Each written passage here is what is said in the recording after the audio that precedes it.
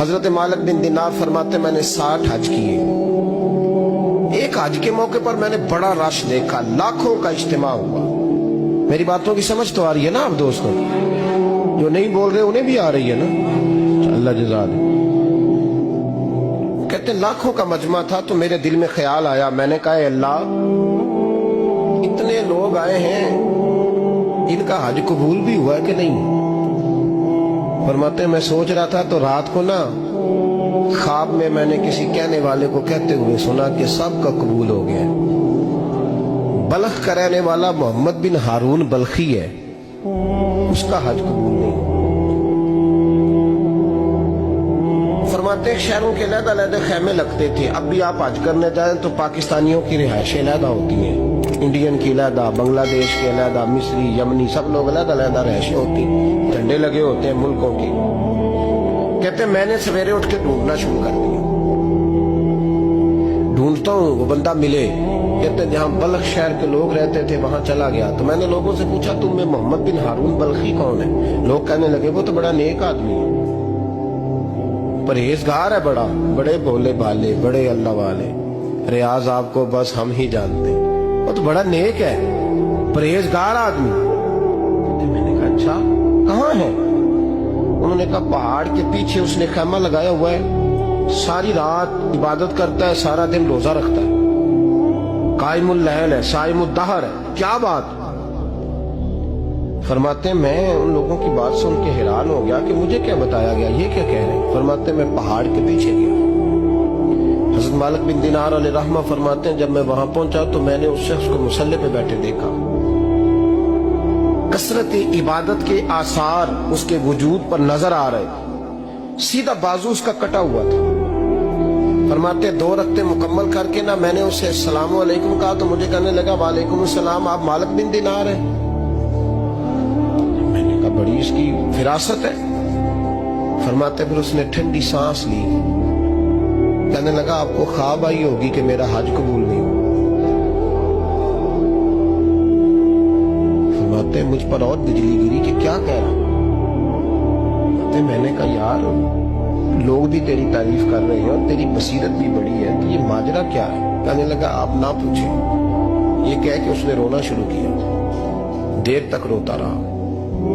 मैंने कहा नहीं यार तू बता। कहने लगा नहीं आप ना पूछे, आप नाराज हो गए। मैंने कहा मैं नहीं होता, तू बोलना।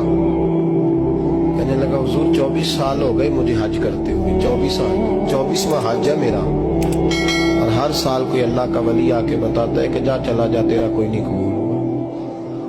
बेपरवाही वेख सज्जन दी, जिथे किसे दी पेश न जावे, उन्हें ताजा वाले दर दर रोले ते मंगतियां तख्त बिठावे। आजम किसे नु कारा मिलदा ही कोई काबे ओ खाली आवे। कहते हैं उसने मुझे कहा हुजूर 24वां हज है, हर साल कोई बताता है। मैंने कहा तेरी गलती। कहने लगा मैं अपनी माँ का नाफरमान। मैंने कहा वाकया क्या हुआ? कहने लगा हजरत अल्लाह ने मुझे दौलत दी, माल दिया, जमीनें दी तो मैं अय्याश हो गया। इमाम मालिक बिन दीनार रहमतुल्लाह अलैह फरमाते हैं मुझसे कहने लगा पैसे आए तो मैं अय्याश हो गया। रमजान का महीना था, असर के बाद मेरी अम्मा इफ्तारी की तैयारी कर रही थी, मैं गया, मैंने कहा शराब पी हुई, अम्मा रोटी दे। तो अम्मा कहने लगी शर्म कर, शर्म कर, रोजा रखा नहीं तो जिन्होंने रखा है उनका तो ख्याल कर। कहते अम्मा की बात का मुझे गुस्सा लगा। मैं कहा करता हूं बदनसीब है वो बेटा जिसका बाप उससे बात करते हुए डरता है कि पता नहीं कहां से बोलेगा।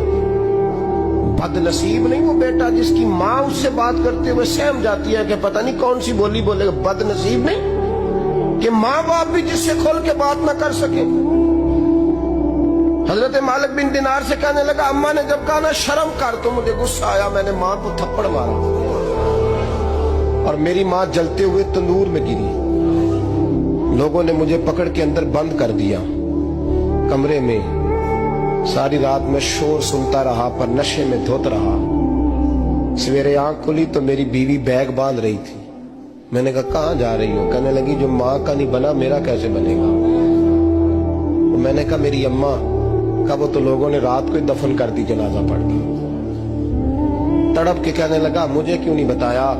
तो कहते हैं लोग कहने लगे तेरी मरती हुई माँ कह गई थी इसे मेरा मुंह ना देखने देना।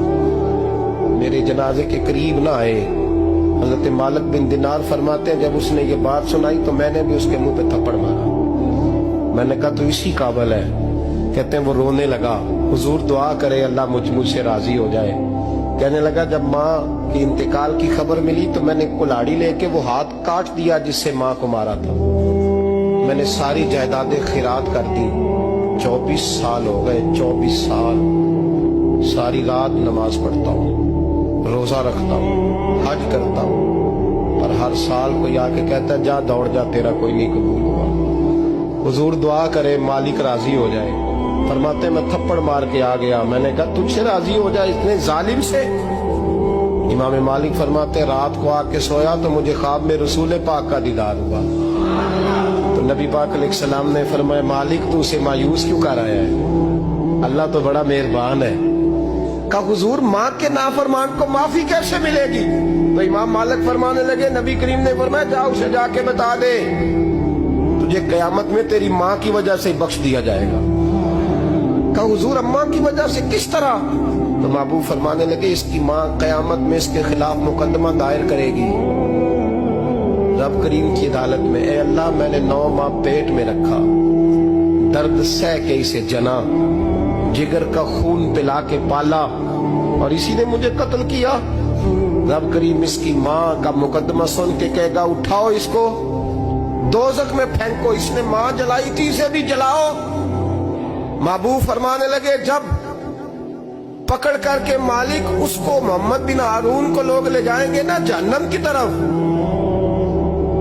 ابھی فرشتے گھسیٹیں گے ہی تو پلٹ کے پھر اماں کی طرف دیکھے گا, اور دوسری دفعہ پھر گھسیٹیں گے تو پلٹ کے دیکھے گا, اور تیسری دفعہ پھر پلٹ کے کہے گا اماں یہ مجھے جلانے لگے, اماں یہ جہنم میں پھینکنے لگے. میرے حبیب فرمانے لگے وہ جل کے مرنے والی ماں وہاں بھی بول پڑے گی, کہے گی یا اللہ چل میں نے معاف کیا تو بھی معاف کر.